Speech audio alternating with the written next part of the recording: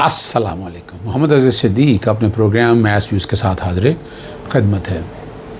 आलिया हमज़ा मैं खटकता हूँ दिल यज़दा में कांटे की तरह, जो भी आप कहें इसको, हर एक का नुक्ता नज़र अपनी जगह पर है, लेकिन मैं समझता हूँ अकोमोडेट करना चाहिए हर एक को। हर कोई कोशिश अपने तय कर रहा है और उसको चलना चाहिए। अब वो आलिया हमज़ा और शेख वकास अकरम की जो ऑडियो लीक हुई हैं, उन्होंने बड़े मसाइल पैदा कर दिए हैं। हिना परवेज़ भट्ट कॉइन और कानून समझना पड़ेगा। इंसानियत की तज़लील बर्दाश्त नहीं है। आर्टिकल 14 पढ़ लें तो समझ आ जाएगी बात। चचा बारिश कहाँ है और उसे बरामद किया जाए। और निगार खान न्याजी को किसने अगवा किया, ज़रा इन चीज़ों पे गुफ्तगू करेंगे हम। शेख वकास अकरम की ऑडियो लीक हो गई, जो वो कहते हैं कि सियाको सबाक से हट कर बात की गई हैं, जो आलिया हमज़ा के मुतालिक हैं।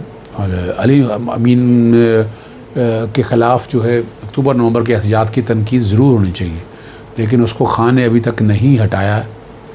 से उस पर पूरी तरह एतमाद है। आलिया हमज़ा पाकिस्तान तहरीक इंसाफ क़यादत और सिक्योर है, क्योंकि वो काम करती है और परफॉर्मेंस मांगती है, जिसे कंप्रोमाइज़ लोग जो है ना कोई डरते हैं। मैं ये नहीं बात कर रहा किस हवाले से, ये बातें होती हैं।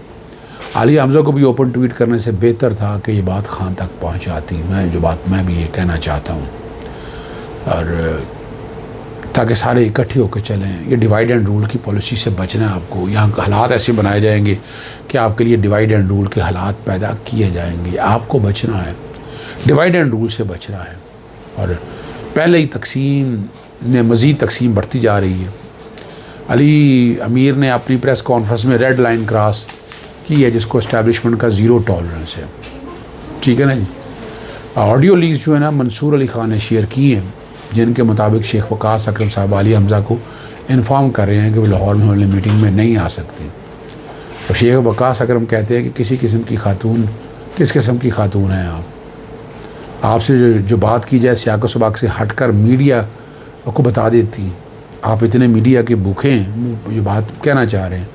आपने अपना रोना धोना बचाया हुआ, और मेरे मैसेजेस जो हैं वो लीक। ये नहीं, हमें बड़े तहम्मुल से चलना है, बड़ी एहतियात से चलना है। और आजकल ओपन फोरम है, किसी ग्रुप में भी जब आप मैसेज करेंगे वो रिकॉर्ड का हिस्सा तो हो जाता है। मैं ये नहीं कहता कि आपको वो रिकॉर्ड नहीं रखना। इस तरह की गुफ्तगू जितनी भी है, ये मुनासिब है इकट्ठे बैठ कर बात की जाए। ग्रुपों में कोई इस तरह की गुफ्तगू नहीं होनी चाहिए, बड़े मसाइल पैदा होते हैं। ये सोचने वाली बात है। हिना परवेज़ भट्ट जो कि मैडम, अच्छा मैं जो आपके सामने जो बात बड़ी ज़बरदस्त आनी है, ऑडियो लीक्स जो है ना वो मंसूर अली ख़ान ने शेयर की हैं, और उनके मुताबिक एक शेख आलिया हमज़ा को इन्फॉर्म कर रहे हैं कि वो लाहौर में मीटिंग में नहीं आ सकती। शेख वकास अकरम कहते हैं कि किसी किस्म की खातून है आपसे जो बात की जाए सियाको सबाक से हटकर मीडिया को बता देती हैं। आप यानी वो जो बातें सारी आपके सामने मीडिया को और भूखे हैं, आपने इतना रोना धोना मचाया हुआ, आप मेरे मैसेजेस लीक कर रहे हैं मीडिया को, ये सारी बातें अगली बात की तरफ चलती हैं कि हिना परवेज़ भट्ट को मीडिया के हुक्म की तामील फौरी तौर पर बजा लाती। हाफिज़ाबाद में एक दिलसोज़ वाक़या हुआ, तकलीफ़ दे वाक़या हुआ, जिसमें एक औरत को शौहर के सामने दरिंदगी का निशाना बनाया गया, और हिना परवेज़ भट्ट ने अफसोस बाग अनोखा कारनामा समझा नहीं दिया। उन्होंने अपने ही ऑफिस बुला लिया, फिर पूरी दुनिया को बताया। अब ज़िंदगी एक और वाक़या हुआ कि कोट राधा किशन में हिना परवेज़ भट्ट साहब फिर के कैमरे के लेकर घर पहुंच गई।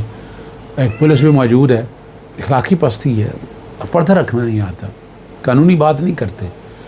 वो तो आपको पता है, और ना ही कानून मुतवज्जे होगा। इखलाकिया सीने आर्टिकल 14 क्वालिटी ऑफ लाइफ की बात कर रहा है, प्राइवेसी की बात करता है।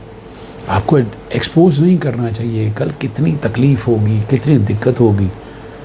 अगर आप गई भी हैं तो आप इतना कह सकती हैं कि सारे वाक़े में तस्वीरें वहाँ घर की तस्वीरें, क्या मकसद है। वो जो इश्तिहारात वगैरह देने, वो तो एक चाचे ने आप इश्तिहारात से आपके लिए मसाइल पैदा कर दी।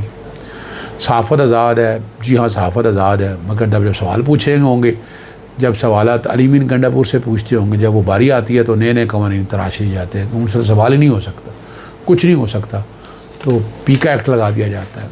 मरीम सफदर अब लाखों रुपये लेकर अपनी मर्ज़ी के यूट्यूबर्स को इंटरव्यू देंगी, उनसे सवालत किसी जगह भी कर सकेंगी। जो ज़ाहिर तो यही है, वो अपनी मर्ज़ी की टीम से करेंगी।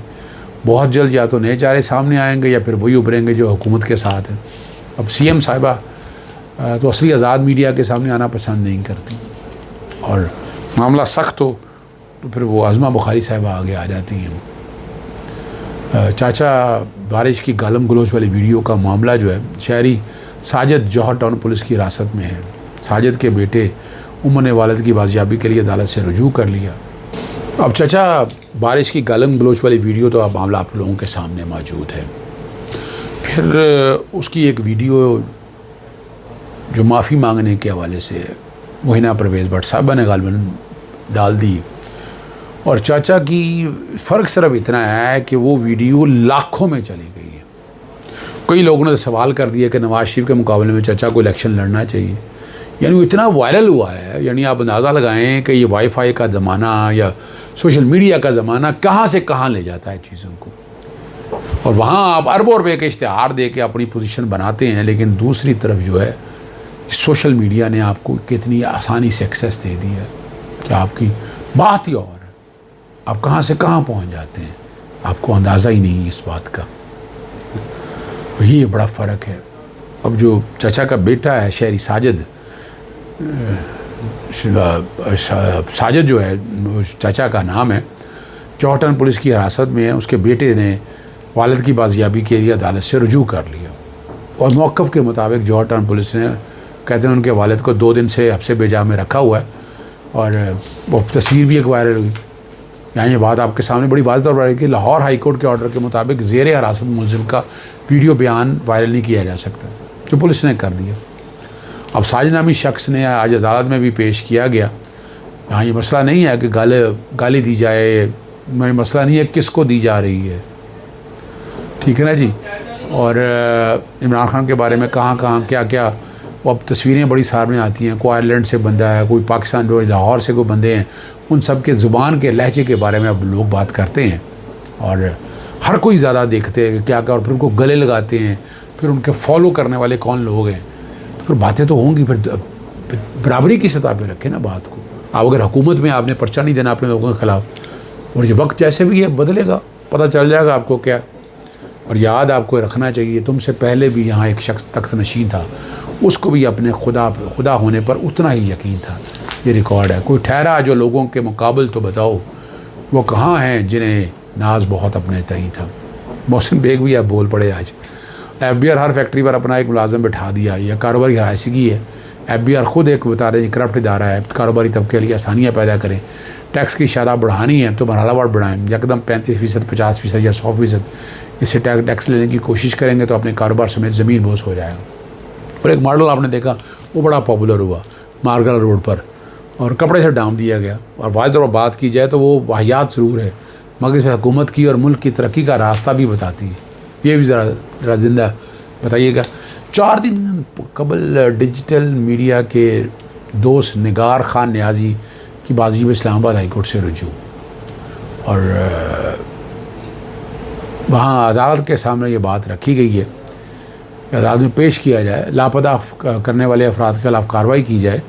अगर निगार खान के खिलाफ कोई FIR है तो शामिल लाई जाए। निगार खान 4 दिन से लापता है, फैमिली परेशान है। CCD को मुल्क के मैदान में लाया जाए। अब यार है जस्टिस शाहिद अफरीदी तो कहते थे कि कमशरियों का बर्दाश्त नहीं किया जाएगा। ये आप सब सुनते रहें आप। चलें आगे, और बड़ी ज़बरदस्त बात आपके सामने रखनी है मखसूस नशिस्तों के हवाले से भी, और ट्रांसफ़र जजेस में भी एक पेशरफ हुई है। कराची बार एसोसिएशन और Islamabad high court bar association के 4 साबका सदूर की जानिब से एडवोकेट फैसल सिद्दीकी ने सुप्रीम कोर्ट में इंट्रा कोर्ट अपीलें, ICA अपराइट तो है ना आपके तहत, अब तो बड़ा वाज़ेह तौर पर आ गया, और 3 जजेस ट्रांसफ़र के हक़ में दिया जाने वाला 19 जून का फ़ैसला जो है वो कलअदम करार दिया जाए। वो पहले ही गुंजाइश रखी गई थी, इसलिए कहा गया था उसके मर्ज़ी के। अब वहाँ पर जजेस अपनी मर्ज़ी के मौजूद है, मुश्किल है, पर आवाज़ ज़रूर उठानी है आपने। पाकिस्तान तहरीक इंसाफ एक और होने जा रहा है। इलेक्शन कमीशन ने खैबर पख्तूनख्वा के मखसूस नशिस्तों के मुतालिक महफूज फ़ैसला सुना दिया। अब गंडापुर साहब आपका फ़ैसला अब क्या करना चाहिए, ये अक्सर लोगों का मुतालबा है, मगर जब तक इमरान खान कोई फ़ैसला नहीं करते तो फ़ैसला करने से गुरेज़ करना चाहिए। अली मीन गंडापुर ने आज बहुत ही आसान तरीके से एहतजाज को और साह को मुतासर ज़ाहिर करके रख दी है।